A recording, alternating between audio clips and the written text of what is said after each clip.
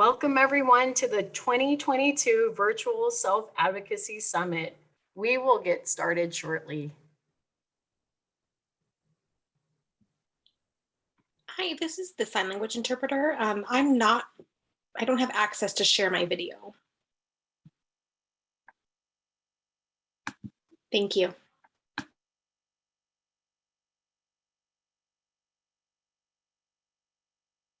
Perfect. I'll repeat that again for you now that you're on screen. Welcome everyone to the 2022 Virtual Self-Advocacy Summit. We will begin shortly.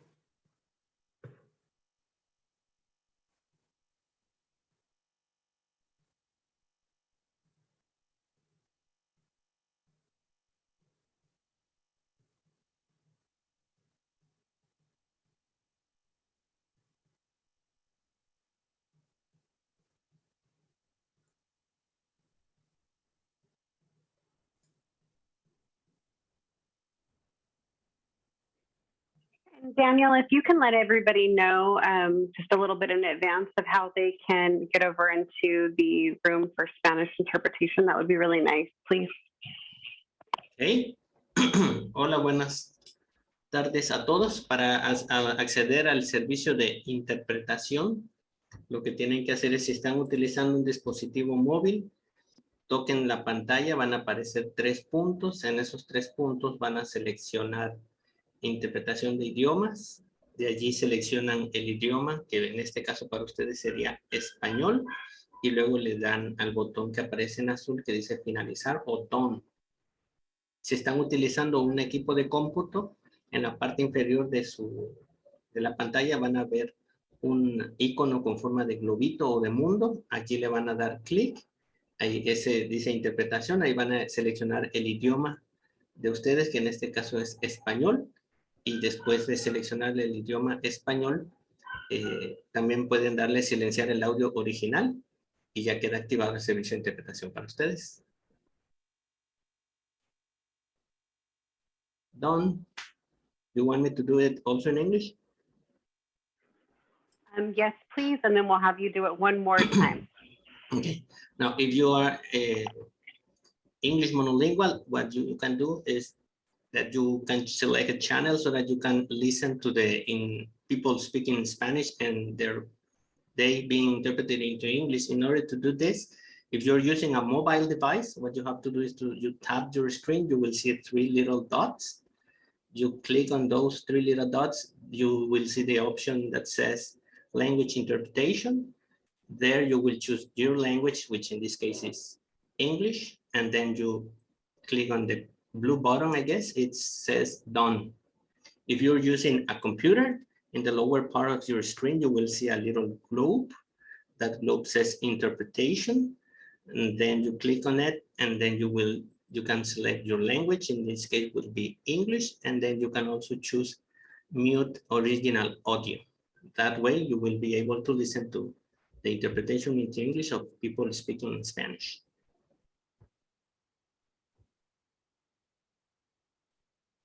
One more time, in Spanish and in English, right? In a minute, when we get to it. We're going to have a little bit of a video music break here before we have Daniel come back and give those instructions one more time.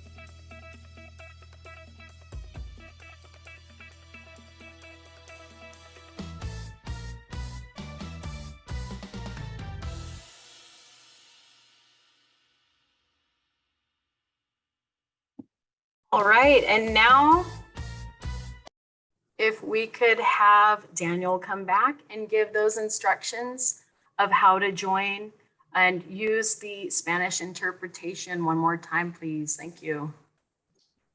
Bien. Hola, ¿qué tal? Hoy vamos a tener el servicio de interpretación hacia el español.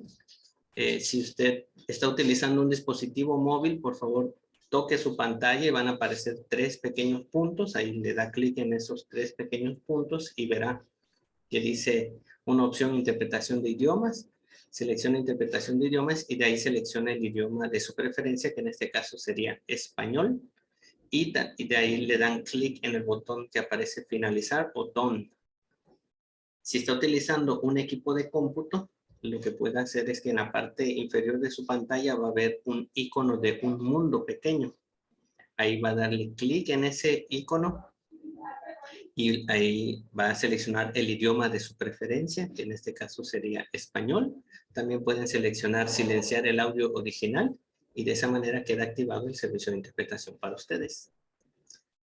Hi, if you are English monolingual, you will be able to listen to the people speaking in Spanish interpreted into English. In order for you to do this, if you are using a mobile device, you tap on your screen, you will see 3 little dots. Then in those 3 little dots, you will see the option language interpretation. You click on it, and then you will see the language of your preference, which in your case would be English. Once you have chosen your language, you click on the bottom done, and then it's activated for you. If you are using a computer, in the lower part of your screen, you will see an icon in the form of a globe. You click on it, and then you will choose the language of your preference, which in this case would be English. You can also choose to mute original language, and that way the interpreting service is activated for you. Thank you. Thank you, Daniel. Welcome everyone again to the 2022 Self-Advocacy Summit for Youth and Young Adults with Disabilities. This summit is brought to you by Resources for Independence Central Valley, EPU Childrens Center, Central Valley Regional Center, and the State Council on Developmental Disabilities Sequoia office. We welcome you to day 3 of this week-long advocacy journey where you will learn new skills and add to your toolbox and have the opportunity to receive valuable information at the virtual resource fair.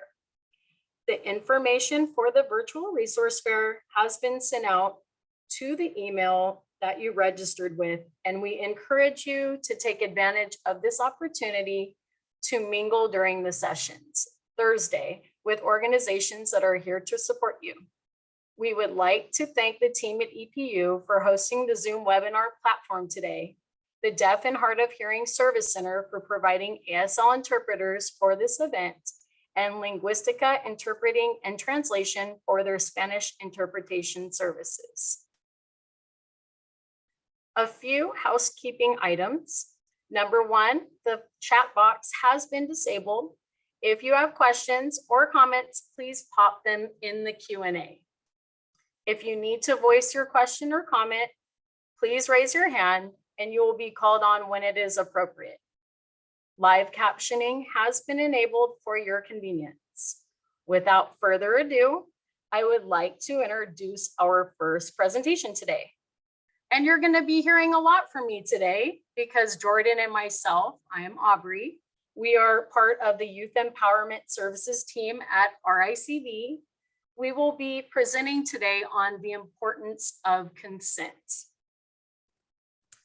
All right, so let me pull up my screen here. Let me hide my.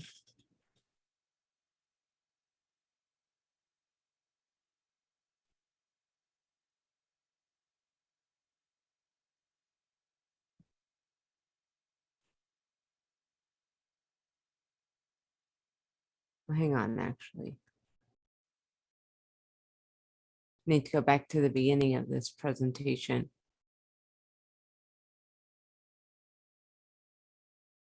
Okay. Sorry about that. My apologies. No worries. It's a team effort. Okay, so here we go again, hiding my floating meeting controls. And I'm clicking slideshow. Okay, so here we go. Awesome. Thank you, Jordan. All problem. right, you guys. So we're going to start today and we're going to talk about something called consent. I don't want you to worry or panic if you're not sure what consent is, because we are going to go over that in much detail today. And hopefully by the end of today, you'll have a little bit of an idea of why we think it's important that everyone should know about consent in their lives. We think it's very important. So hopefully you guys will understand that as well by the end of this presentation. So we're going to jump right in. We like to have a little bit of, a video demonstration. And in this case, you may have seen Pepe Le Pew on Looney Tunes before. He's a very interesting character. He's a skunk that is a womanizer, basically. And in the end, we hope you'll see, maybe he's not aware of consent, or maybe he doesn't care, but we'll talk about that in a bit. We'll enjoy this clip right about now.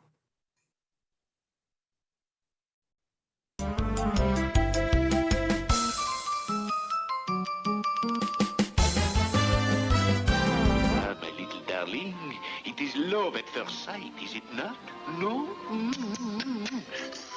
Hello, Pepe.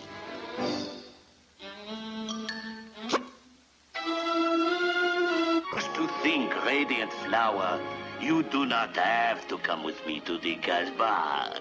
We are already here. We shall make it together the drama mellow. Ah, the birth of a notion. Ah.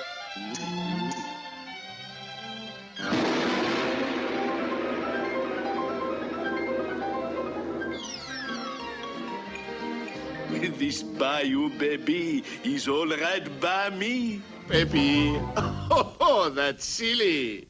I can kiss a pretty girl before she shake a pretty girl. I'm a young thing and cannot leave my mother. You are the aroma of spring flowers that bloom in the spring. Come, my little peanut of brittle. Hello, baby. I am the locksmith of love, no? Hey, we can spend the rest of our lives making love. We shall flee to Capri. Oh, laissez-vous adore. Je t'aime à vous, c'est ma sugar, n'est-ce pas? You are my peanut. C'est l'amour. Ah, c'est toujours. Ah, c'est l'amour. Ah, my darling, how beautiful you are. How lonesome it has been that I have without you. Voulez chanter, voulez entre nous. Oh, oh. Elle est très bien, voulez-vous? Ha, ha. Yes, am I not? Dis-moi les Sociality security number. Holy on smoke! The gate out to pilot. Pretty girl at 3 o'clock. Over. Pilot to navigator. The lips of Pepe are upon you. Here are you, my little gumbo of chicken. Your French fried shrimp is sizzling for you.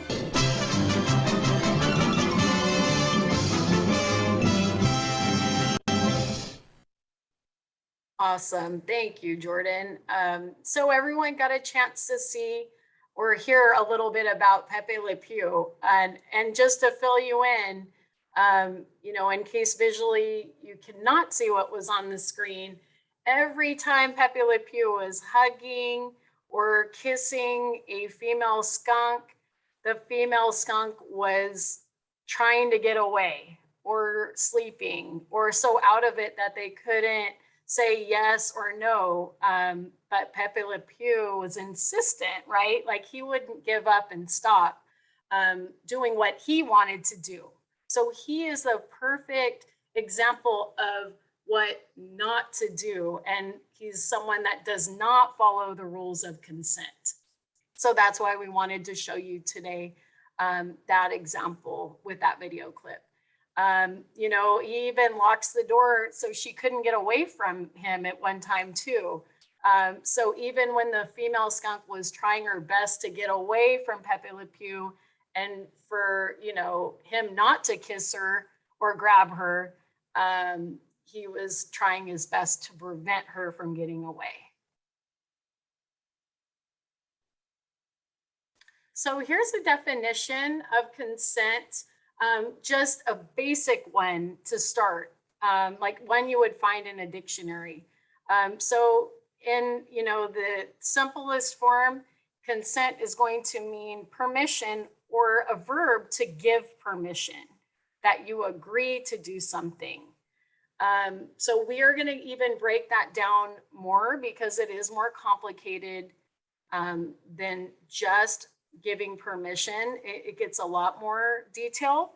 And we have a great way to actually present that as well with yet another video clip that'll be coming up to show.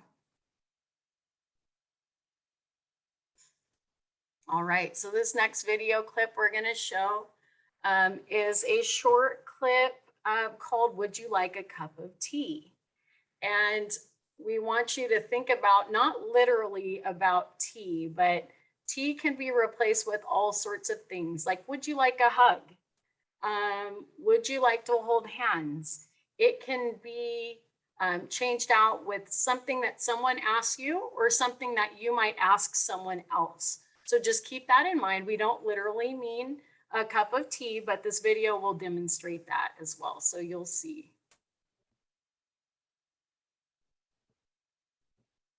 If you're still struggling with consent, just imagine instead of initiating sex, you're making them a cup of tea.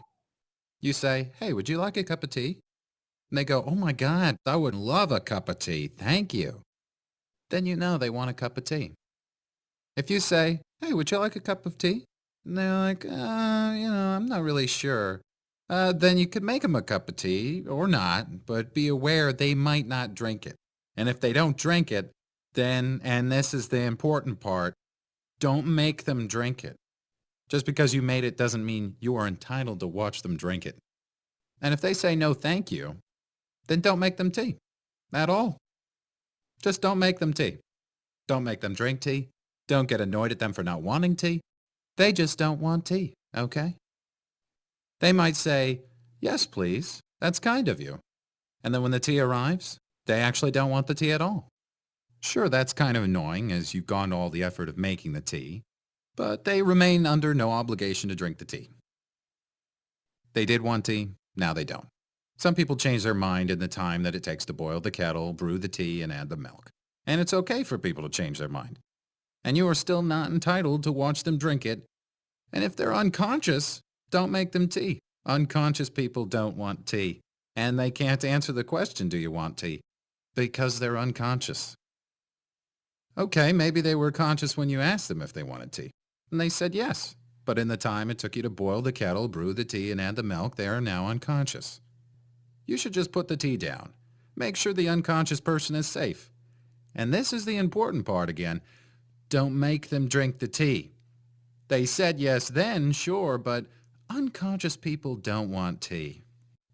If someone said yes to tea, started drinking it, and then passed out before they'd finished it, don't keep on pouring it down their throat. Take the tea away. Make sure they're safe, because unconscious people don't want tea. Trust me on this. If someone said yes to tea around your house last Saturday, that doesn't mean they want you to make them tea all the time. They don't want you to come around to their place unexpectedly and make them tea and force them to drink it going, "But you wanted tea last week." Or to wake up to find you pouring tea down their throat going, "But you wanted tea last night." If you can understand how completely ludicrous it is to force people to have tea when they don't want tea, and you're able to understand when people don't want tea, then how hard is it to understand it when it comes to sex? Whether it's tea or sex, consent is everything. And on that note, I'm going to go make myself a cup of tea. Awesome. So again, you guys, just to give you guys a If you're little still heads up, if you have comments or questions, please remember you can enter them in the Q&A. As I talk, that's fine. We will have a time where we're able to pause for questions. So feel free to add those at any point, and we definitely will get to them during the presentation. But I realize sometimes things come up as we're going. Don't feel like you have to wait till the end. If the idea comes in your head, feel free to put it in that Q&A and we'll get to it soon. So, another great way to think about all the different, ways that consent, has many different, parts to it. And so we break it down with an acronym, and this acronym that we're going to demonstrate this is going to be with the acronym FRIES. And no, we don't mean literal fries like French fries, like the cute little picture you'll see here.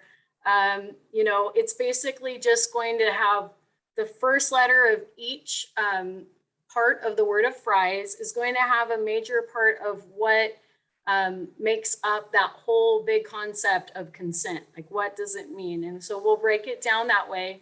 And it's an easier way to remember each part of that definition. Because again, it gets more complicated than just saying permission.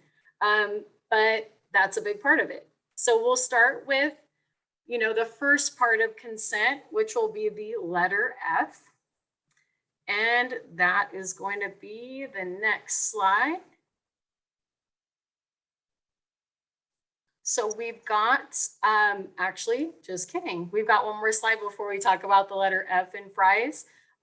Consent is important in every relationship, even in friendships. So we don't want you to think that it's just meaning like a boyfriend, girlfriend type of situation or someone that you're dating.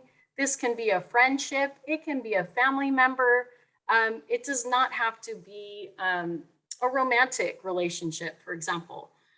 So now we are going to illustrate what the fries model is with the letter F, which is going to be freely given.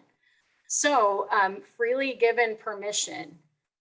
Again, going back to Pepe Le Pew, it is definitely not the case of what he does. Consent is never freely given to him, even though he tries to take it, right? So basically, if you think what not to do, you could look at Pepe Le Pew. But when you give consent, when it's freely given, you should never feel like you're forced to do something. You should never feel like someone keeps prodding you and pushing you to do something, even though you say no or you feel uncomfortable.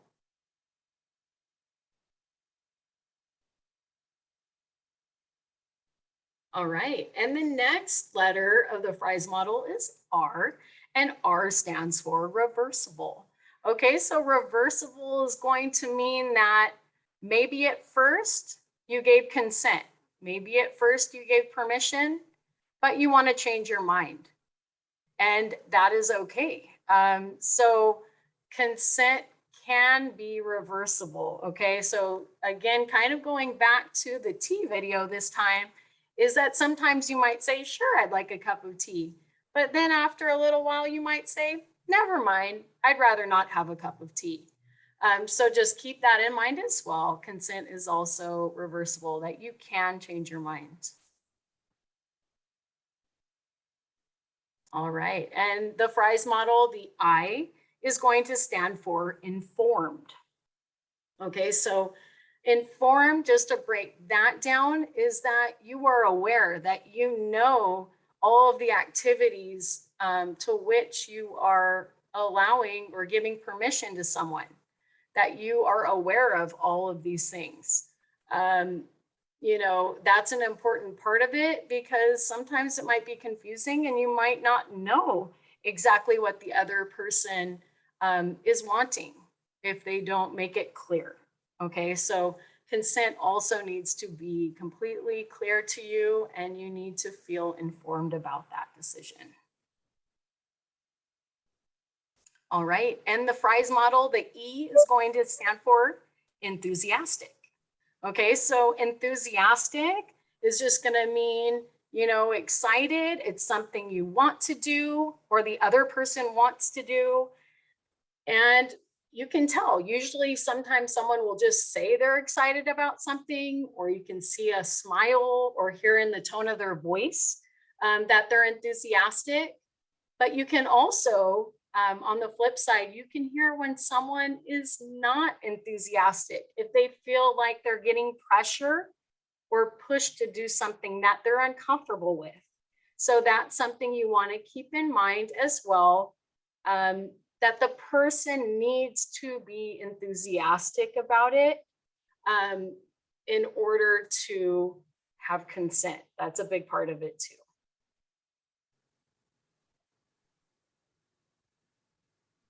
Okay, and then the last letter of the Fry's model is the S, and that's going to stand for specific. Okay, so consent needs to be very specific, and it needs to be specific only to a certain situation and activity. You must receive specific consent for each individual activity in which you were involved with another person. Okay, so being as clear with one another as possible. And again, you know, you have to have that specific consent about anything that you might do with another person.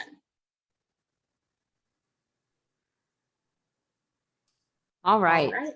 So here we have a table that's kind of discussing about capacity. And so these are behaviors suggesting that capacity is present. So if an individual has an understanding of key information, like they can describe their current medical problems, if they have treatment options offered, they can include no treatment. If they can name the major risks and benefits of the recommendations, including no treatment. What about if an individual has an understanding of the situation and consequences? Behaviors that suggest capacity is present would include explaining how their current medical problems impact their life, discussing likely outcomes of treatment options, including no treatment, and if they can articulate or describe reasons their provider recommends a particular option. So, okay, I understand as my doctor, you want me to take this medication, but that medication doesn't work for me because the copayment is too high, or whatever the reason is. So I have to be able to understand why that particular outcome is going to work for me or is not going to work for me. And if I can't, you know, describe why it is or is not, then maybe the capacity hasn't quite been reached yet. So if an individual, they can use their reasoning. Here's some different examples. They can explain factors considered when making a choice. They can discuss goals and values influencing their decision. They can connect choice to a likely outcome. They can determine if their choice aligns with previously stated goals and reasoning. And then the last part is an individual can make and express a choice if they are able to communicate decision, and also if they indicate the chosen alternative decisions. So it's you're even more informed and the capacity is there if you understand the choice that you make as well as the other choices that you could make. I hope that makes sense. And if it doesn't, please come on in the Q&A and let us know, and we'll talk about it at the end of this. So here we're going to come up with some different example scenarios. So definitely get that Q&A open because we want to hear your guys' ideas. So you guys are going to consider whether or not consent was given for each scenario. So remember the Fry's model. Okay, here's the first scenario. A couple is sitting at the school football game. So student A says, we never do what I want to do. We only do what you want. Student B says, that's because it's my car and you don't have any money. Student A says, you only care about you. Maybe we are not meant for each other after all. So what do you guys think? Looking back at the Fry's model, do we feel that there is consent here for both parties? So was consent given?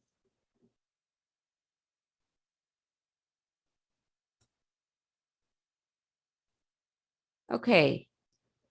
Scenario 2. Student A, I'm not really that into football. I wish we could spend our Friday nights doing something else sometimes. Student B, we have friends on the team and football doesn't last forever. But what else did you have in mind? Student A, I'd love to get something to eat and maybe take a walk together. Just us. Actually, I could make us dinner so we don't have to spend money. When the team has an away game, could we do that? Student B, yeah, that sounds really nice. So in this scenario 2, was consent given? I want you to think about that, and we're going to move on to scenario 3. I'm going to take a drink of water.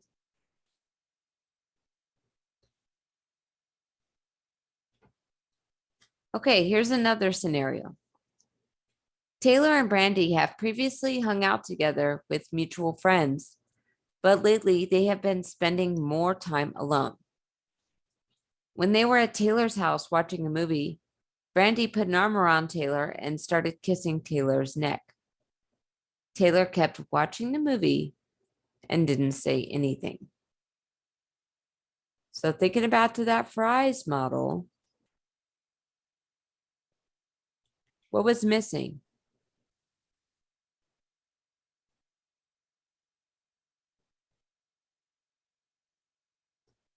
Okay, so what does it mean that Taylor continued to watch TV? And my question to you guys is not saying yes, does that mean that Brandy should stop? So if someone didn't say yes, should you consider that as them saying no? Okay, here's the next scenario. Lamar and Freddie are hanging out in the parking lot after school. They are just starting to realize that they like each other a lot. Lamar reaches out to hold Freddie's hand, and Freddie reaches back. While they're holding hands, Lamar says, Freddie, would it be okay if I kissed your cheek? Freddie smiles and says, yes. Lamar gives Freddie a kiss on the cheek. So what about here? Was there consent here? Are they enjoying fries together? And then here's my last scenario for you guys. Tori and Jean are at a party together. Tori has been really interested in Jean. They both have been drinking, and Tori decides to approach Jean. Jean is much drunker than Tori and says, hey, take me out of here. Tori has to hold Jean to keep up Jean from falling as they weave through the crowd. When they are outside, Tori starts kissing Jean. Jean passes out after they have been kissing for a while. Tori runs a hand over Jean's body. What could it hurt? Is there consent here? And think about that T video where we said, someone passed out. And the guy said, what did he tell them to do? So we'll think about that. And then I pose a question here for you guys. Can anyone under the influence truly consent? Why or why not? If there is sexual contact and no consent, that is sexual assault. It does not matter if the person involved know each other or even if they are in a relationship together. So think about that. If they're under the influence, why or why not can they consent? We're going to think of it as another way.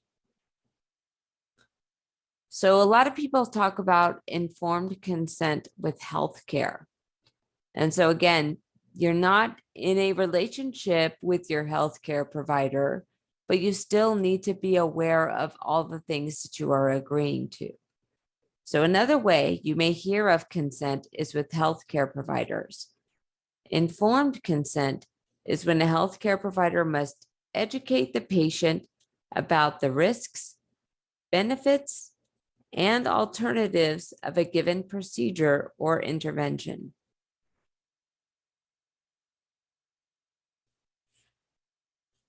All right, so I'm going to stop sharing my screen. We're still going to be presenting with you guys and talking with you, but we're going to open up the Q&A and see what people have said.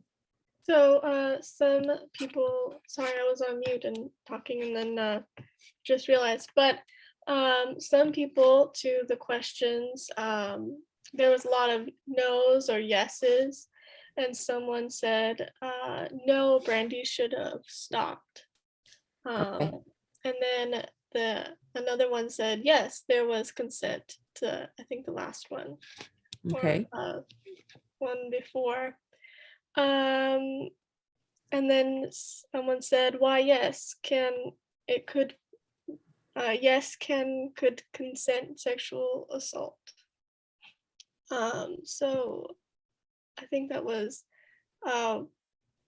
yes, that could be, you could consent to sexual assault. I don't know, but yeah. Okay, I see that she's raising her hand, but let me also touch on something else. Somebody asked, will we be getting the PowerPoint information through your emails? And yes, so what we're going to be doing is I'm going to be sending out an email with the recordings, with the PowerPoints, with all kinds of information. We just, I don't want to send emails every single day and you guys kind of get overwhelmed. I'd rather have one email with all the information in it, if that works out. But if you need the information before it gets sent out, you can always send me an email. I'm who's sending out all the emails about the summit. So you should have my email, jnoble@ricv.org. And then, okay, I think Monica raised her hand as well.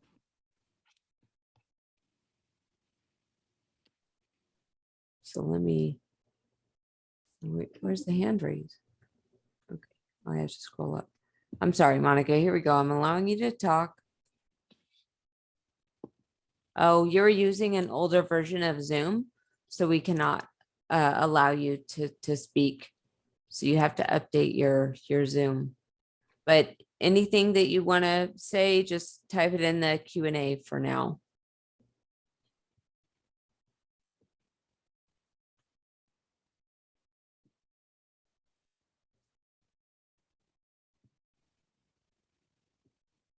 Okay, so Monica is saying, yes, it happened to her. Okay.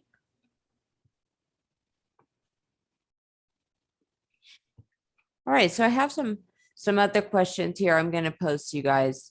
The first one is, what are ways that one can ask for consent without feeling awkward or ruining the mood?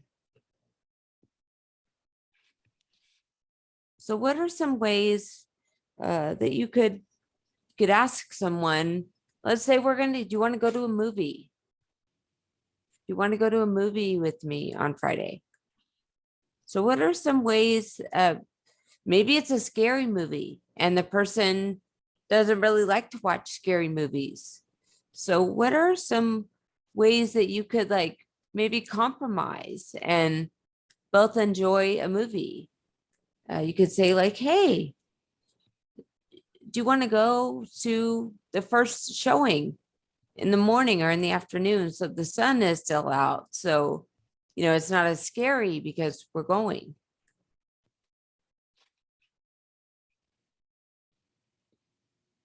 So think about that.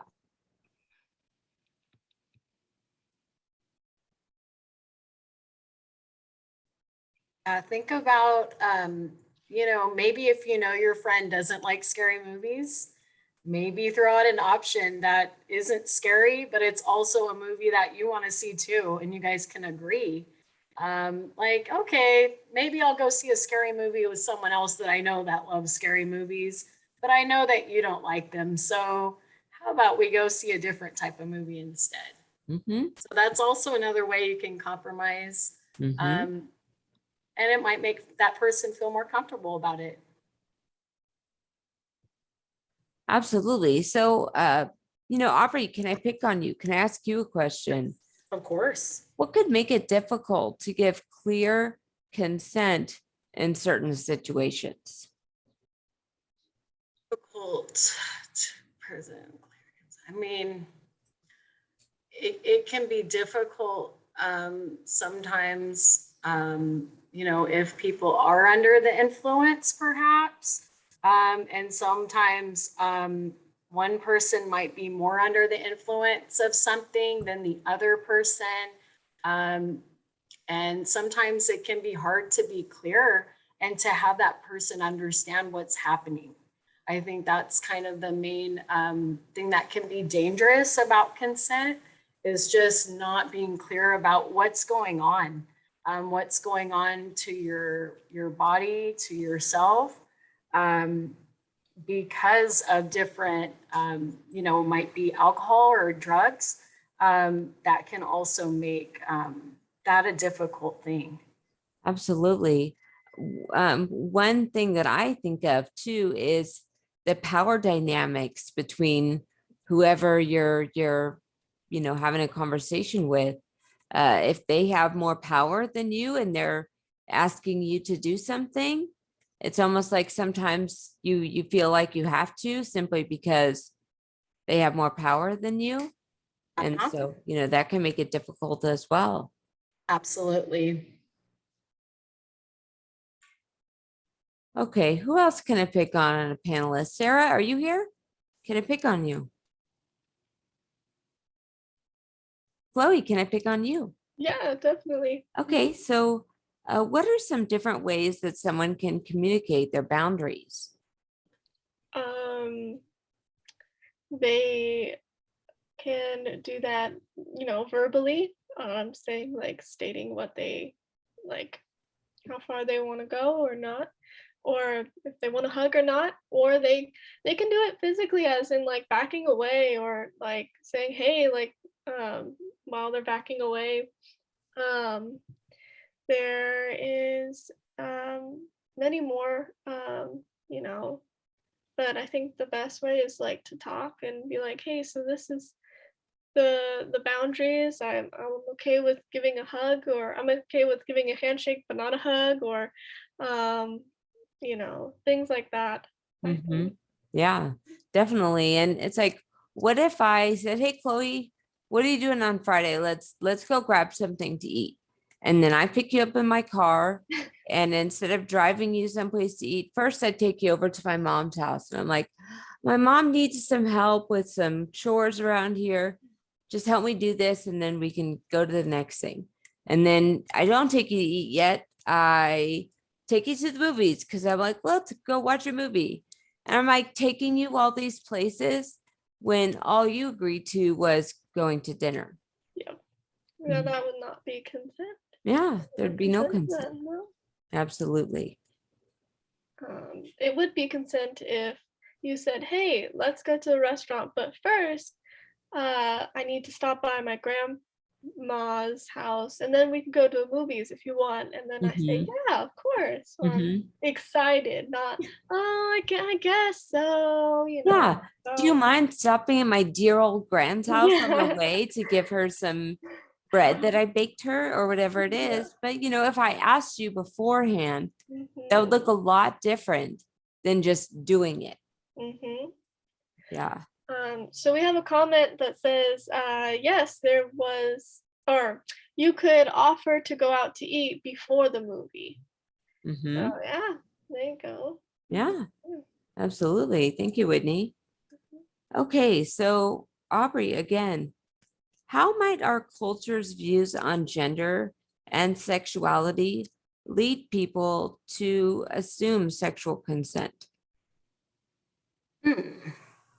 That's a very deep question. Oh man, I'm one of those like heavy thinkers a bit. So if you've got a thought on your brain right away, please feel free. Absolutely. So, just to let everyone here know, I am a part of the LGBTQ plus community. So when I came out to my friends in high school and I said, okay, I'm a lesbian, I like girls. A lot of people assume, okay, well, do you like me? And so I had that question a lot. If they just were a woman and they assumed, oh, she's a lesbian, she's gonna like me then. And that's not really how it works. Regardless of your sexuality, you don't just like all the people in that same community as you. There's still things that you like about people that make them attractive to you. So that's like one example of how someone can know your sexuality, but then make assumptions about what you would or would not consent to. When I came out in high school, that didn't mean every single girl line up and kiss me without my consent because I like women. So, it's just how you look at it that way. But definitely, thank you, Aubrey. Thank you, Chloe, for letting me pick on you both. Of course. Thank you. So do you guys have any questions for us about this presentation, about consent? Maybe what to do when you don't know what to do.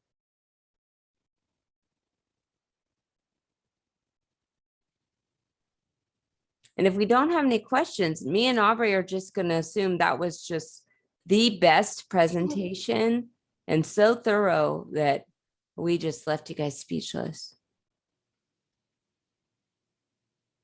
But yeah, so I'm not seeing anything in the Q&A, so I think we're good on that.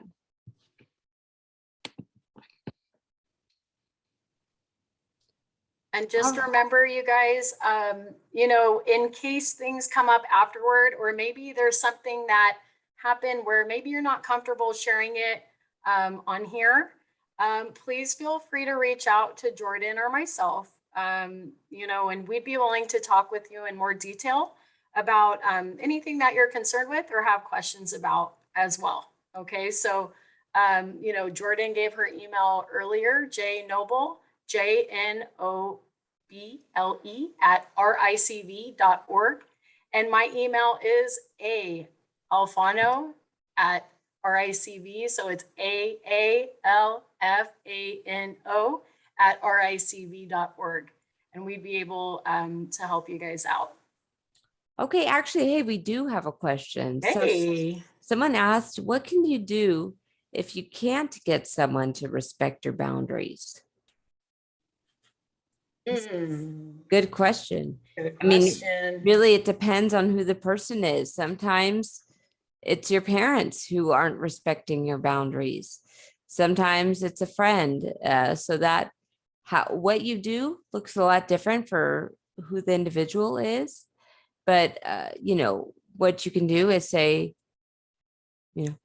hey, John, I noticed that I, told you that I don't like you calling me past 10 p.m. I'm sleeping and it kind of gives me anxiety to know that I missed a phone call.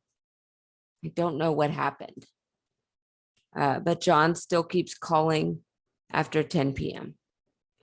So you could say it again. You say, hey, John, we spoke about this once, but maybe I'm not being clear enough. So you keep calling me after 10 p.m. and I'm sleeping then, or that is not a time that you should be calling me.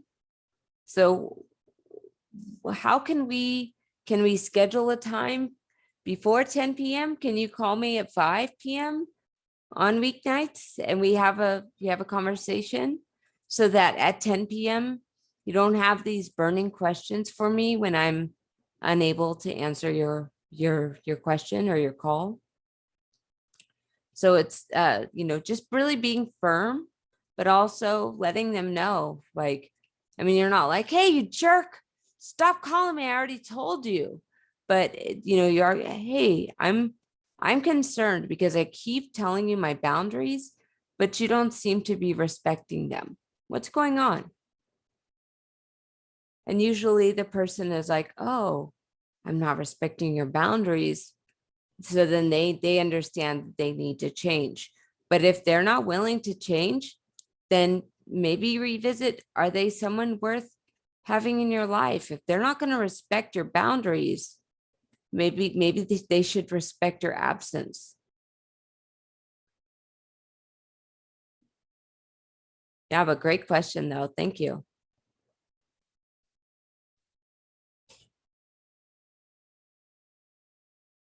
Okay, so any other questions, or I'm going to hand it over to Chloe, who's going to launch our first poll. But thank you everyone for your participation. Yeah, let me get that up for you guys.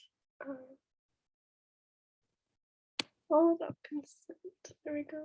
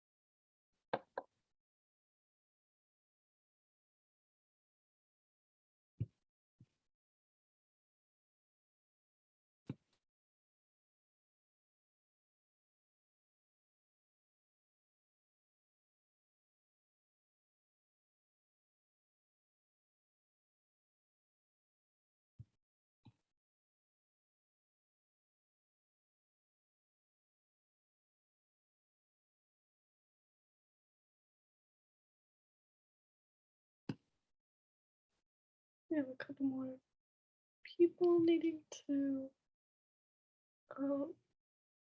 do the poll. Yeah, give about another 20 seconds and then we'll end the poll. Okay.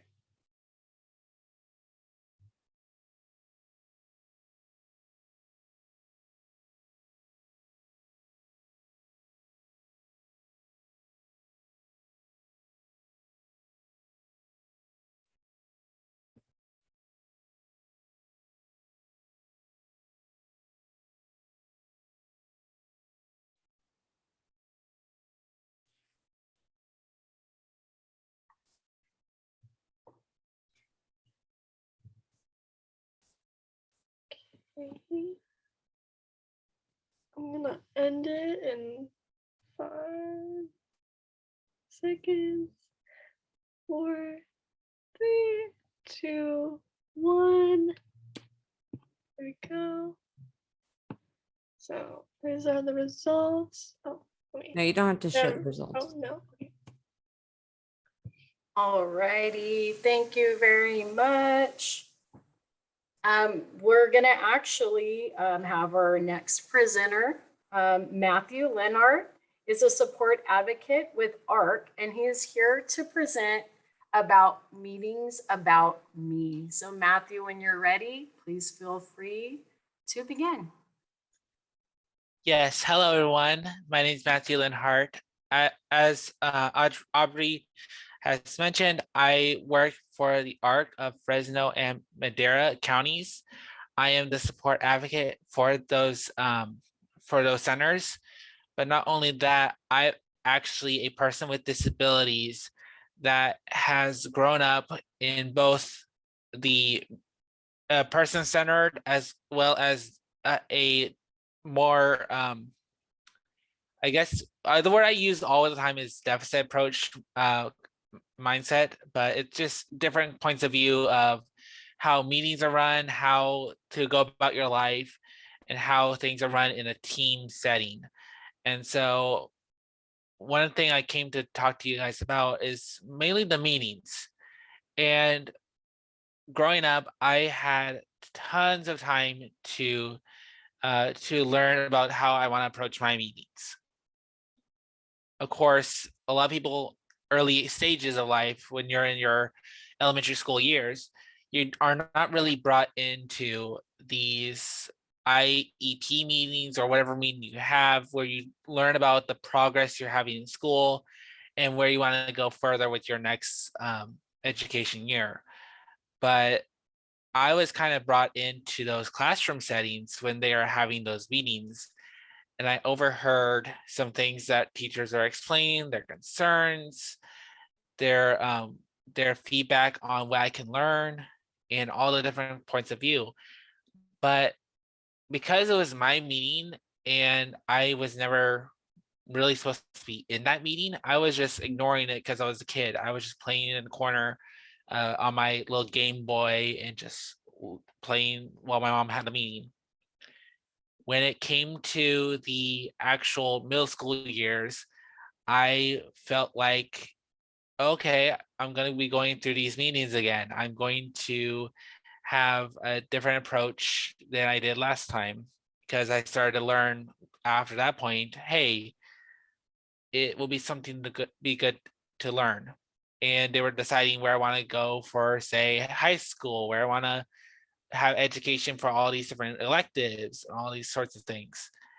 And of course, I had to say it before the meeting to my mom and dad of like, oh, I want to join this, or this. And that was taken into account, but it was still a meeting run by parents. It wasn't my meeting.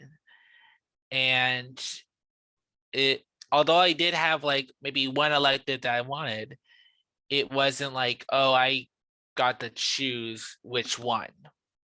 When it came to high school year, I literally started to learn more about the different electives I could have, even the courses I was able to take. And one thing that I decided to tell my parents is that I would like to decide which elective I have.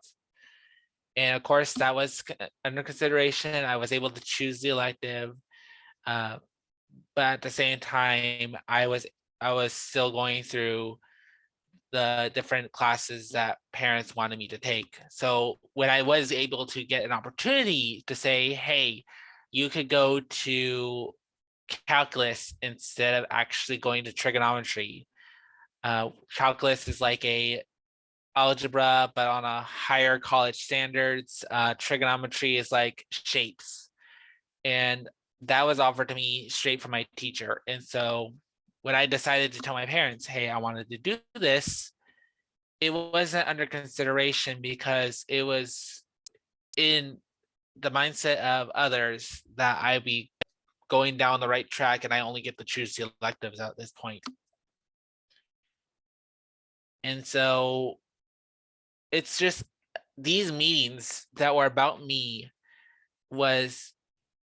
I was able to grow and give feedback of what I wanted to do, but there was some point where it was still like this deficit approach with what I've learned to call the situations where everyone is trying to plan for me.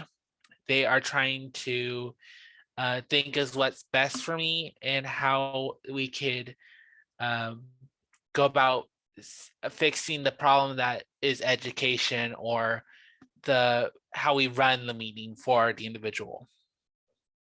And there's just so much you can do with the consent that Jordan and Audrey was talking about, because consent is really a key factor when it comes to meetings. Because if you don't have consent of like, oh, this is what I want to do, and no one's taking taking your feedback, no one's taking it under consideration, then there's really not a good connection there when you're having meetings. I only just recently learned this when I moved out of my parents' house and learned to go with a person-centered approach. Person-centered approach is more along the lines of you get to decide what are your goals, what are your dreams, and what are some things you want to work towards. And these things that you learn in person-centered approach are really just any regular person's major factors in decision making, in planning, and even just being able to live how you want to live.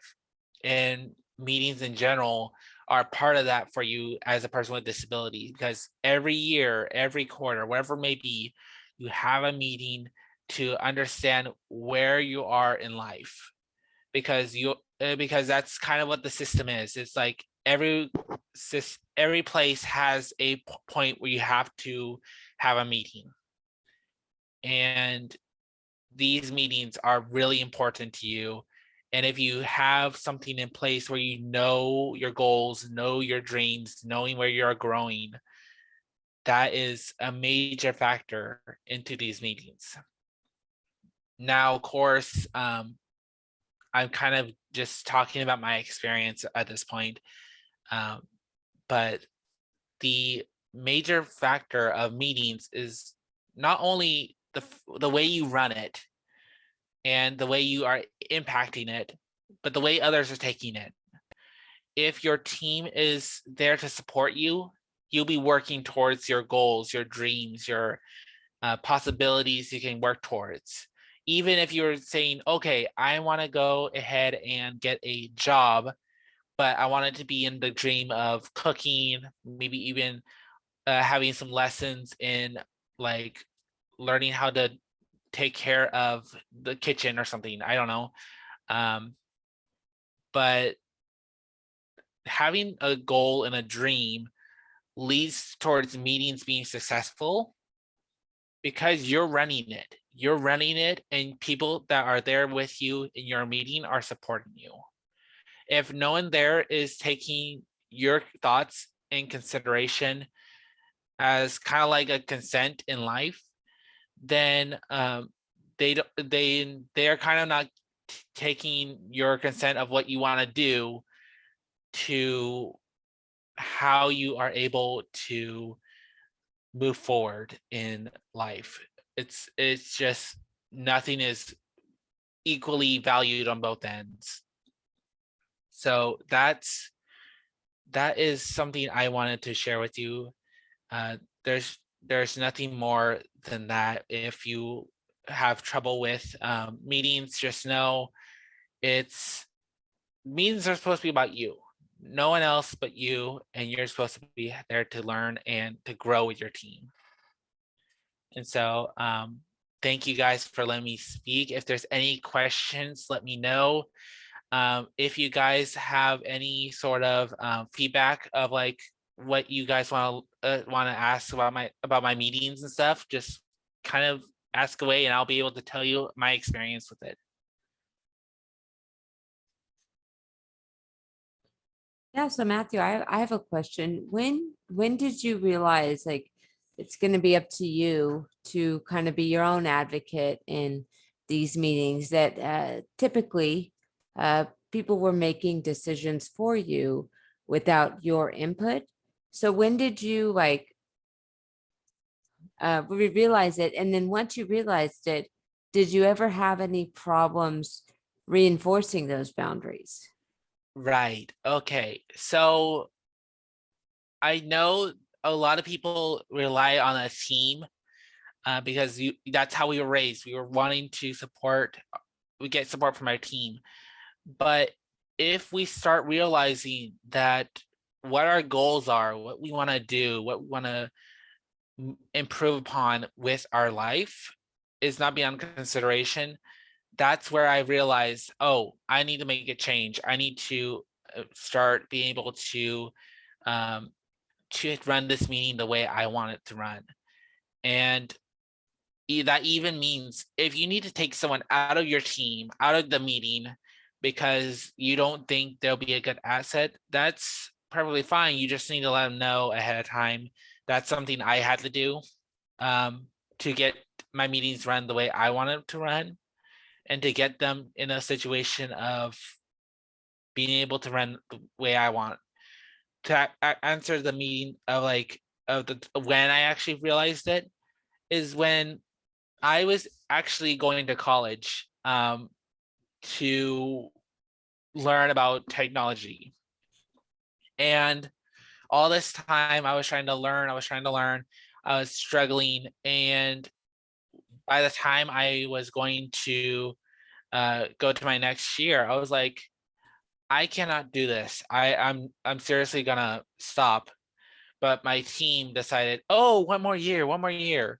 And I was like, that's it. I'm not ready for that. I want to change my goals. I'm gonna change it up. And even then, it still was semi-run by a team. And then when I finally moved out, that's why I was realized now I'm taking over. I'm taking over at this point because I have no one on my team with me. No one is there to support me, but I am able to bring a team together, be able to run the meeting the way I want, and be able to get the support I need with the help of those willing to support me. And that's kind of how my own experience ran. I wouldn't say leave to get your own meetings run the way you want. I'm saying that was my experience. It's only when you realize that it's not working out for you that you need to be the one to advocate and tell people, hey, I want to change it up. I want to run my meeting, and this is my goals, my dreams, and what I want to work towards to be able to become who I want to be. Lovely. We had another person ask, well, first there's two questions. One, I'm going to answer this one, and the second one I'll ask you. But they asked, do you stop having IEP meetings in college? And the answer is that there are no IEPs or 504 plans in college, but they do have the Individuals with Disabilities Education Act, which is IDEA for short.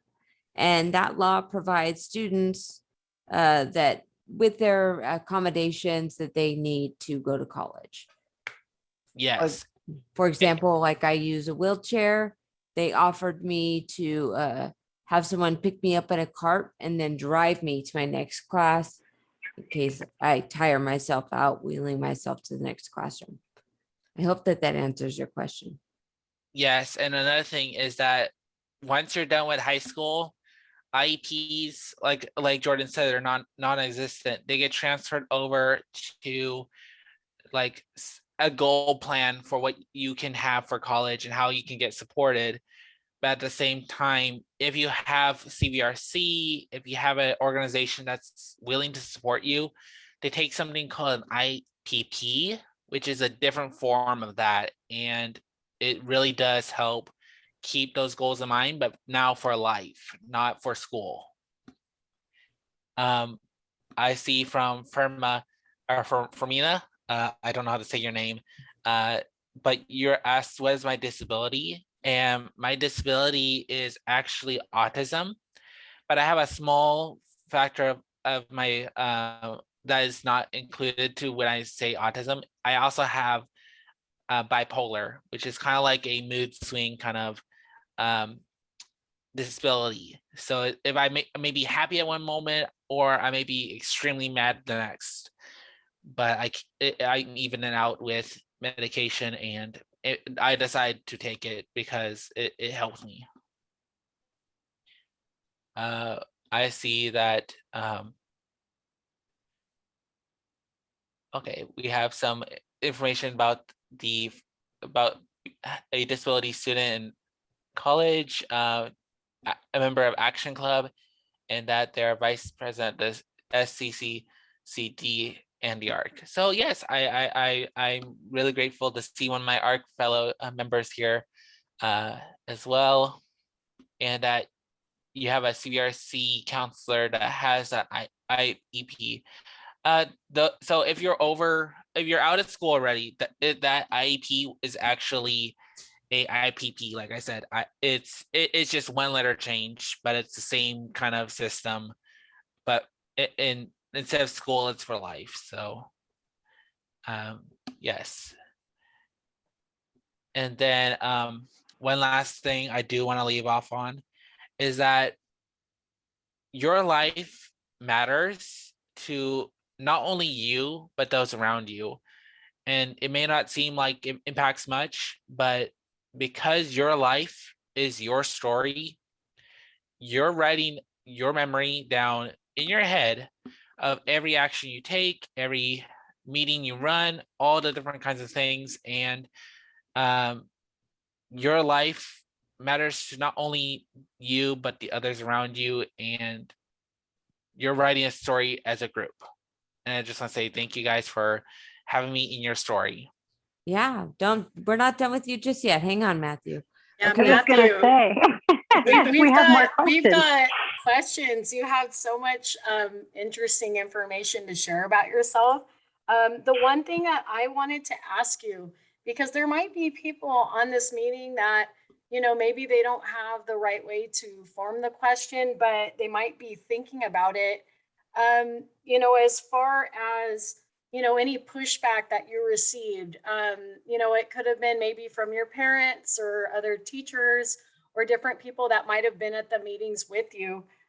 What would you suggest, if someone's afraid to speak up, how do they begin that process of addressing someone that might be pushing back? If it's parents, or again, it could be teachers, anyone that might be in that meeting with them, that they don't feel like they're listening to what, you want. Okay, so that's a good point. So normally I would say go to your anchor, which is someone that you would go to immediately if you have any sort of information about the meeting. Anything you want change, anything you want to bring up, you usually go to an anchor, and they usually get you to realize what's happening in the meeting. But if this individual is, say, like a parent that's causing that back that chain of like holding you back, if it's like a teacher that you like to go to a lot for educational purposes and the teacher's holding you back from the ability to grow, whatever it may be, then you go to another person that's your anchor, because you can have more than one. And for me, honestly, I had two anchors. I had my parents at one point, and I had my case manager from CVRC, which is also known as Central Valley Regional Center. I ended up having some conflicts with one end that ended up having to go to the other to get the resources I need to make the change in my meetings. And so it's a give or take of like, who is the first person you would go to? If they're the issue, go to the next person that's your strong holding point. Awesome. So look out for that person that's supporting you and listening to your needs, for sure. Yes. That's so important. And what do you do if you don't feel like you have anyone? What would you suggest? I mean, that's a tough spot, right? Yes, that's where a do you tough start? spot. So if you feel like you don't have someone to go to, then I would suggest going to someone that you can trust.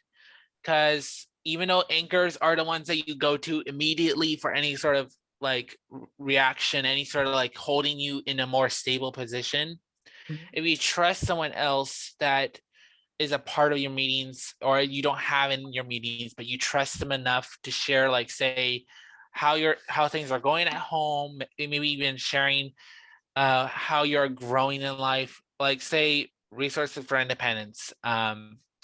They are someone that you can go to as support. You can go talk to the CVRC worker. You can go talk to EPU Childrens Center if they have someone you're working with that is able to help you. There's even places like your school has like a counselor that you can go see to kind of give feedback from. There's just a lot of places you can get those resources of people you trust to get that give that information to, of how can you get the strength to advocate for yourself or to get the help you need to advocate. There's a lot of times where I'm also impacted where not a lot of people are able to advocate for themselves, but will gain the strength to, with the help of others, giving them the start in meetings. So as long as you have someone there starting the conversation and you're willing to take it up from there, that's a good point as well. And then Matthew, I have a question for you as well. When you did go to IEP meetings, would they tell you, okay, we're going to implement this intervention and it should help you by doing this?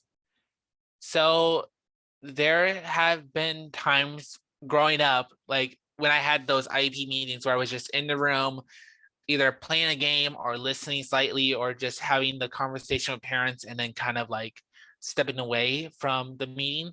Those meetings had that implementation, and then they told me afterwards. But then when it came to my graduating year or turning 18 kind of year, because I turned 18, that's the legal age that you fully take over your meetings from either school or in life, and you're supposed to run it. Because of that, I was just kind of listening in all those meetings. I had to follow along and not give that much input in my own IEP or IPP, whatever you might call it, when I turned 18, because I was still in school and it was like the end of the year.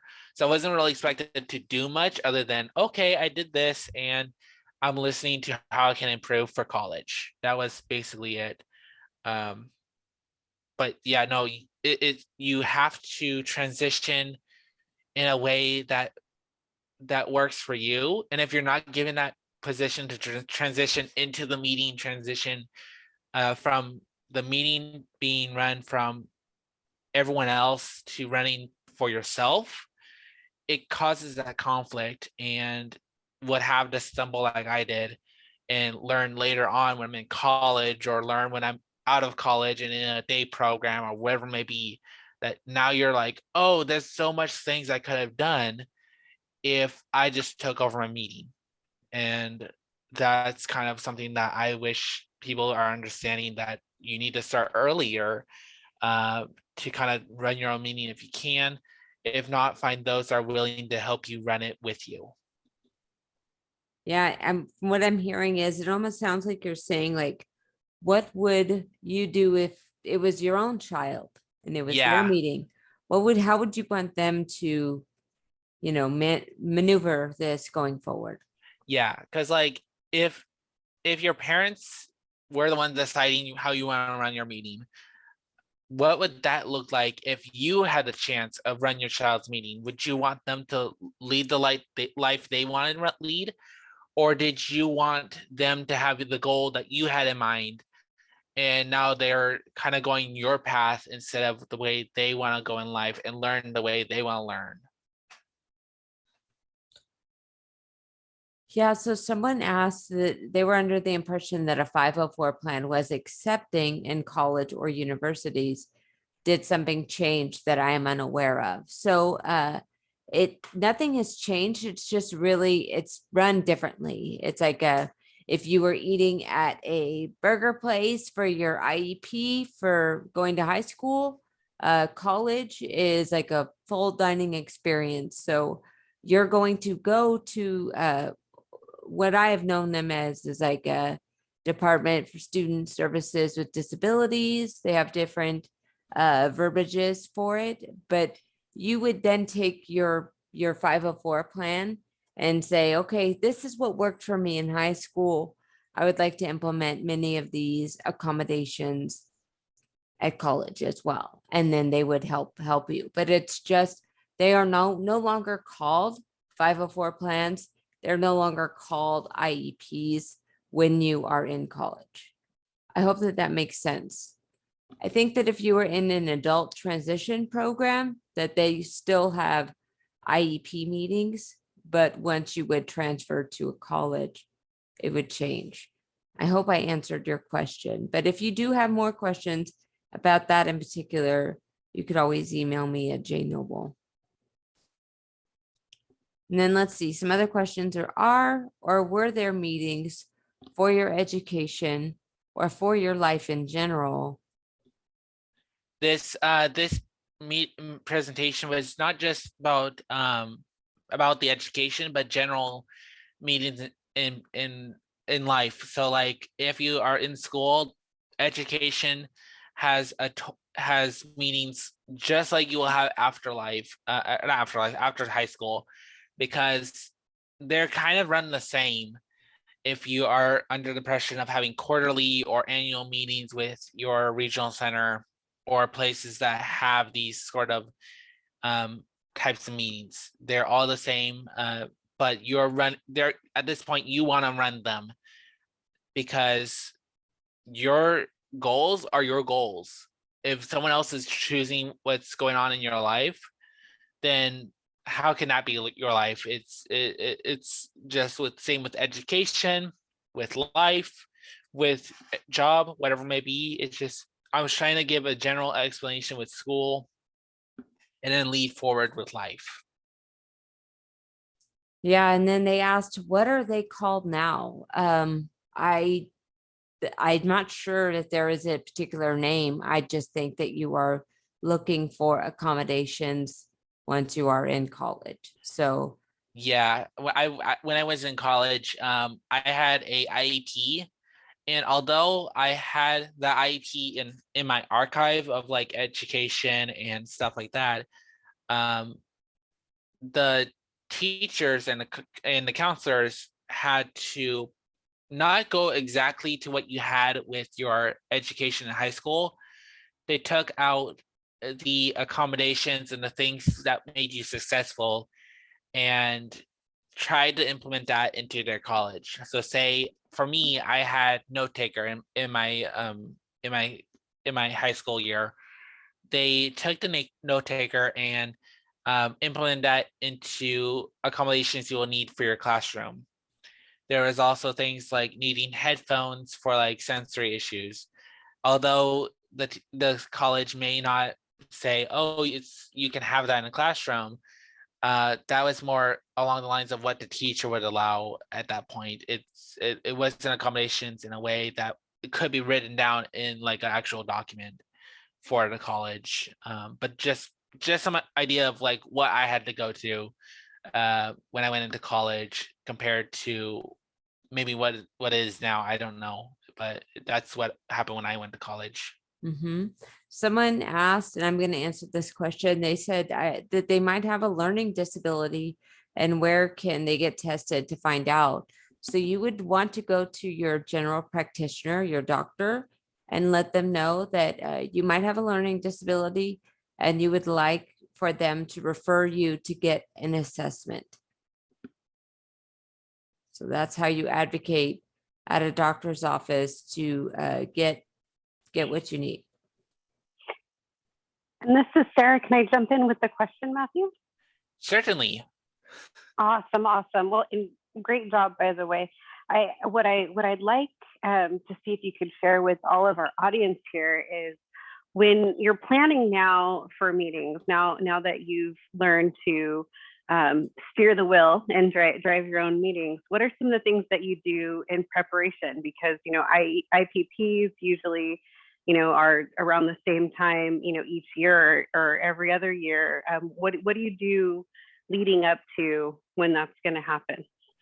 So what happens when I lead my meetings and prep for all that is that I always know who my anchors are, which for me now is my case manager and my friend that's been really, really supporting me in the entire life process.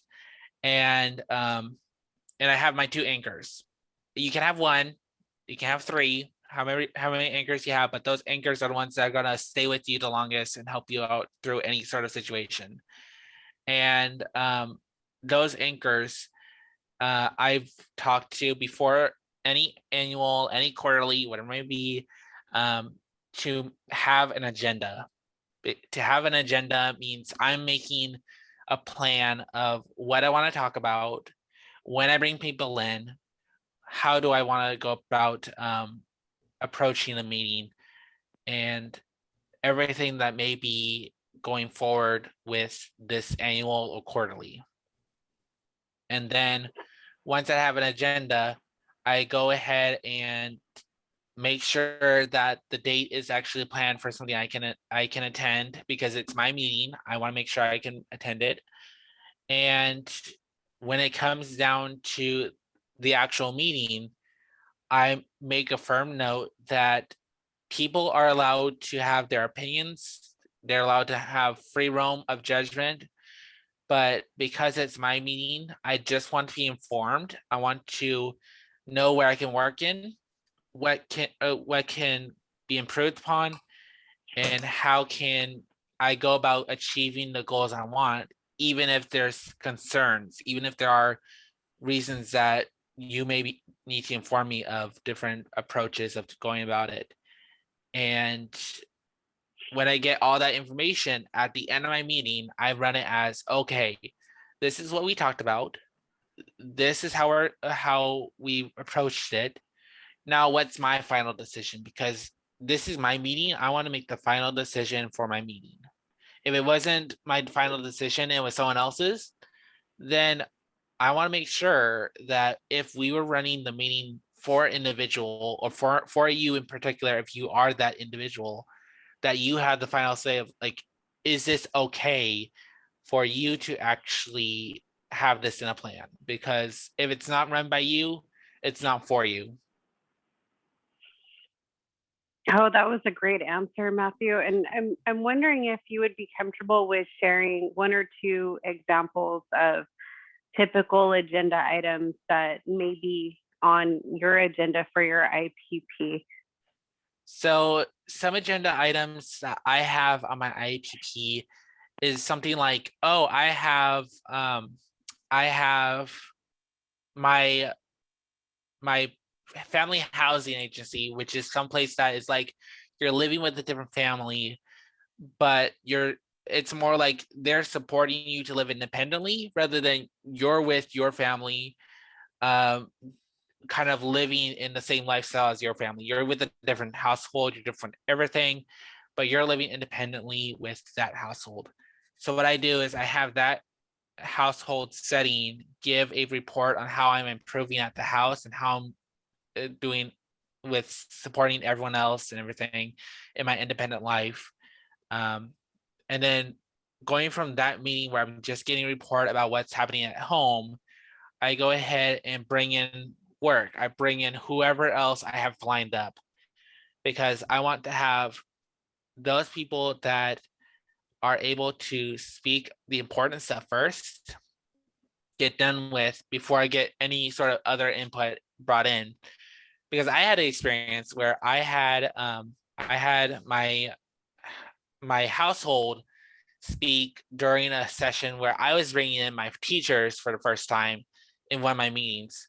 The teachers had like a full-on like negative reaction to just hearing, oh, Matthew has to shower twice a day now. Like, they didn't need to know that.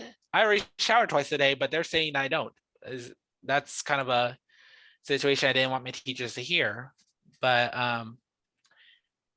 it's something that it needed to be changed up, so where I brought in my home first and then bring anyone else in, because my agenda would have had a negative impact if I had the home stuff within everyone else's report, because everyone else's report is kind of impacting me on what have I achieved while at work, while at program, while at school, and then going into like my final thoughts. Because if I have home in the middle of that, everyone's getting like, oh, Matthew's stinky, or oh, Matthew doesn't like to clean up after dishes, then let's not make him clean up his homework or whatever from from the table or whatever. I don't know. It's just they get a bad picture of you when you talk about home life and the outside of home life. And so that's why I try to separate on my own terms for my agenda. I think that's great advice, really giving that balance and also maintaining your privacy, right? When it comes to certain things that you may be working on, but you don't want shared with everybody in the room, right? Right. And the examples I gave is literally just some examples of the past. I'm not saying it now, but just examples of what might be said. Yeah, and so we had another question in the chat, and I think I might have the answer to this, but they said, can anyone be an anchor? And I think that anyone can be an anchor because it's just a person or a thing that provides stability or confidence in an otherwise uncertain situation.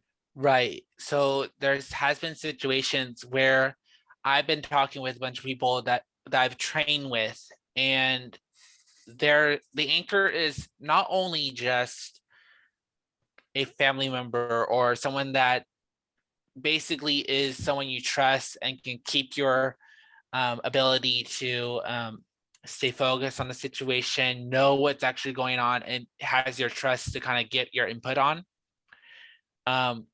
But at the same time, there have been people that said their dog is an anchor, that said God is an anchor, that said any sort of like item in their household is their anchor to stay in the moment with what their deciding factor is. It's not like they actually hold value to those around you, but because they are your anchor and they keep you steady in the moment of your meeting and make you feel like confident and able to speak your own words, they are an anchor to some people. Even someone has brought in their teacher before to actually become an anchor for them, and the teacher stays with them after high school to help them with future agenda or maybe things they may need, because they have that great bond and trust and support for the individual. So it doesn't matter who it is or what it is, but it's something that makes you have confidence and able to speak your mind for your own meeting and have the ability to run it the way you want.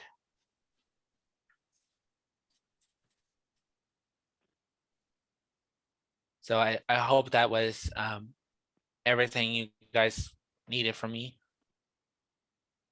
I believe Aubrey has some more questions.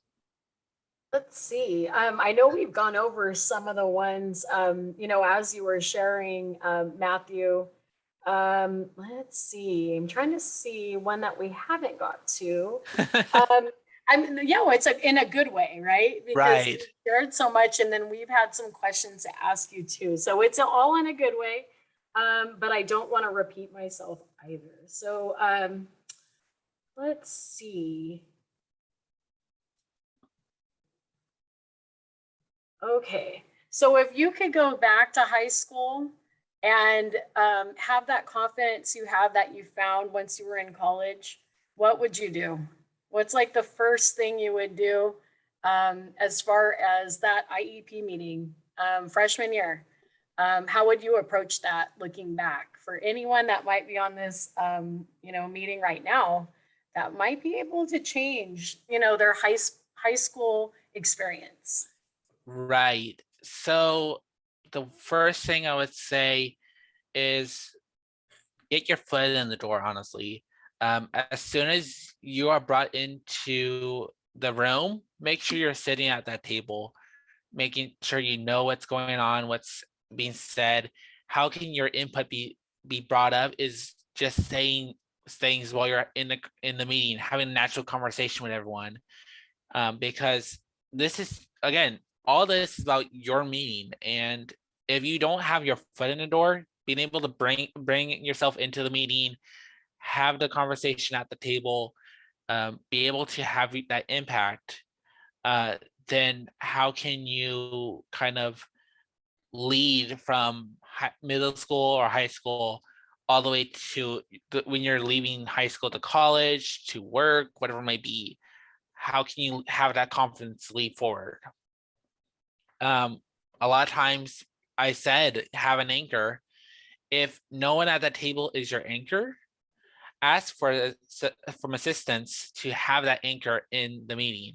So if my parent was the anchor and I trusted them to help me make decisions, I would trust them, but I want my decision to be heard, not what other people are suggesting and everyone else goes with that plan. I want it to be my plan, my goals, and my approach to what I want to learn, what I want to do, and what I want to grow into as a person. Awesome. And this kind of goes along with what you said, Matthew. You know, going into those meetings, it might be scary for some people. It might be intimidating to have all these people circling you like a panel, right? Mhm. And asking questions and, you know, kind of assuming things maybe about yourself, or saying different statements. Do you think it might be helpful, you know, if you are nervous, you know, maybe doing something like taking some notes, like some things you want to mention in the meeting so you don't forget or you don't feel overwhelmed? You know, can you give any tips as far as that? It might not be notes, but any other like tips that Okay. people might take? So one thing I've learned for myself, honestly, is that I do best taking notes when it comes to highlighting and doodling what I'm learning. So if someone brings in a document of saying, here's what Matthew's report is for the school, this is what he's learning, this is where he's working on, and then I just kind of follow along on what they're reading about it. If I see something that I want to bring out, I would highlight it and make a little doodle of like, what kind of reaction am I getting from this? Am I confused? Am I curious? Am I surprised? What kind of reaction am I? And then kind of go from there at like when I get a chance. Sometimes when I am in a meeting, I have like maybe headphones I can put on that like this, or maybe even just smaller ones so I can still listen, but have like a little buffer, because sometimes you're in a meeting where there's other things going on around you, like down the hall, maybe even in the classroom still, like there's probably still like a couple people working on homework while you're taking a meeting or something. I don't know. It's just, there's a lot of things that could go wrong where you need those headphones to kind of like filter out the outdoor noise and stay focused with the indoor noise. Another thing I would say is that there has been many times where I just need my anchor or someone that I trust to kind of give me a breakdown of what's going on, that I could just have them sit right next to me and I go tap on the table, like, what is happening during this conversation? Like, is there something that I'm missing? And I just have a little cue of like tapping on their shoulder or whatever, where they're like, okay, he needs to know more about this, and someone helps them with knowing more about the situation. So it's not like going bang bang bang, I need to know more about this. It's more like hey, you have someone right next to you, they're there to help you.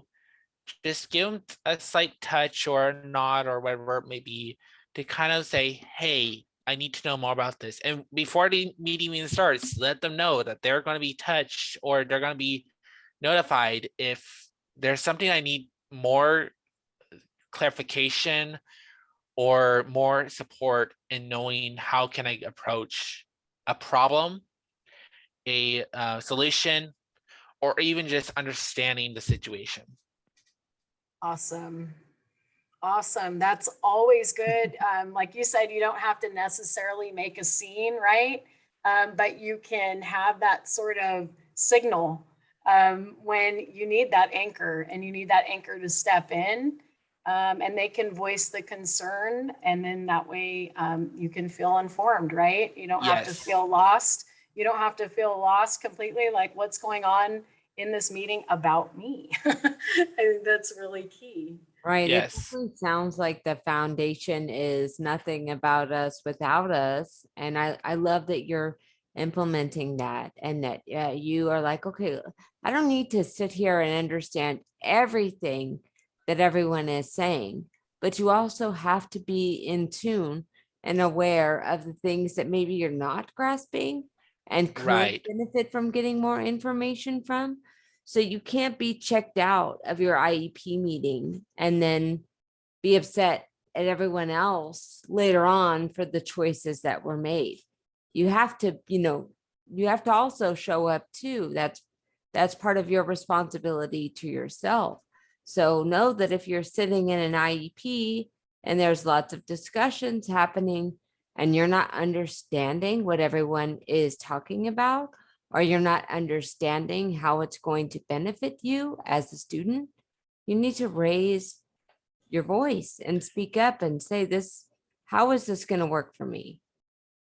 Yes. And again, not just with school, but with life in general, where you have that transition period, you're now living where you want to live, and there's still those meetings that are like the school meetings, Mhm, that you have that clarification that you are making goals that you want to move on forward with your life. mhm. And now you have to make sure that you're leading by example, making sure these goals are met, and having the lead on making those goals in your plan. That's all that needs to happen. There's nothing that you can have done in your meeting if you aren't there. Mhm. So, Definitely. So do we have any more questions or comments from our participants? or even panelists, if panelists have Yeah. more questions, Yeah. definitely ask away.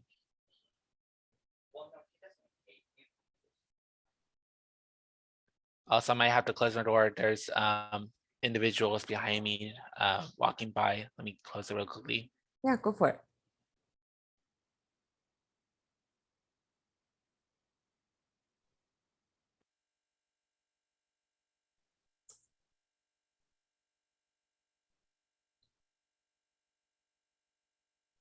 Okay, I'm back.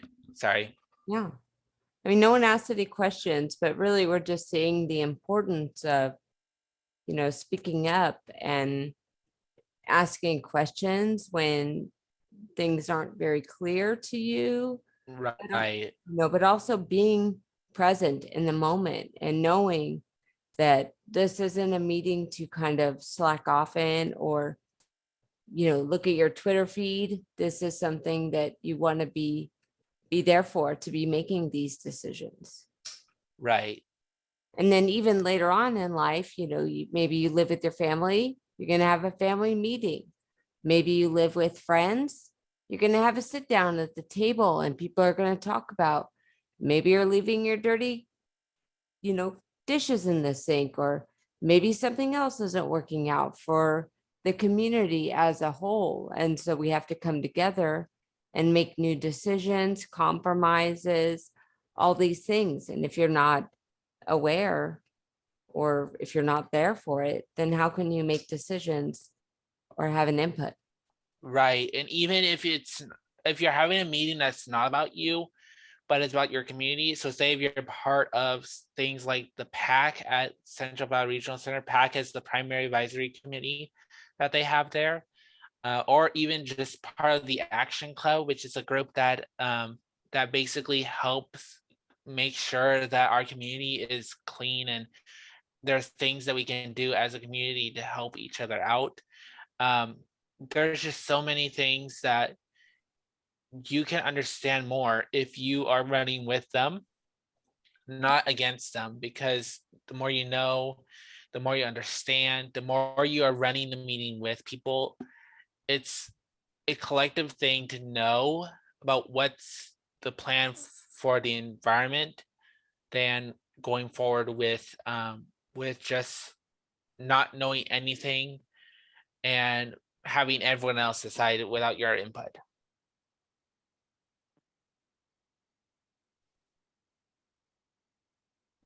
that's just something I wanted to add in, because there's also meetings that are not just about you, but about the community in general. And we want to make sure that we're not like the spokesperson and that we speak for everyone. It's really, that's why it's important for those other people, the other community members, to be a part of the meeting as well and make those choices. Yes. All right, well, I'm not seeing anything in the Q&A, so we can launch the next or the final poll for today. Okay.